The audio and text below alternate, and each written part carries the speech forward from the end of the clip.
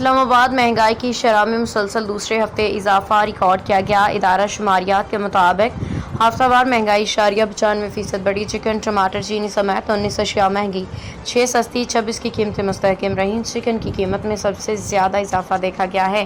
Budget کے بعد مہنگائی کی شرح میں مسلسل دوسرے ہفتے بھی اضافہ۔ ادارہ شماریات کے مطابق مہنگائی کی شرح میں 0.95% کا اضافہ ریکارڈ کیا گیا ہے، جبکہ سالانہ بنیادوں پر مہنگائی کی شرح -1.23% رہی۔ ایک ہفتے کے دوران 19 اشیاء ضروریہ کی قیمتوں میں اضافہ ہوا، صرف 6 اشیاء سستی ہوئیں، جبکہ 26 اشیاء کی قیمتوں میں استحکام رہا۔ چکن کی فی کلو قیمت میں سب سے زیادہ اضافہ دیکھا گیا ہے، جو 78 روپے اضافے کے ساتھ 424 روپے کلو۔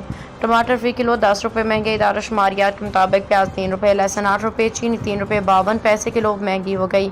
چینی کی اوسط قیمت اب 188 روپے 144 پیسے ہو گئی ہے۔ مزید مہنگی ہونے والی اشیاء میں گڑ، انڈے، تازہ دودھ، دہی، دال، ماش اور کیلے شامل ہیں۔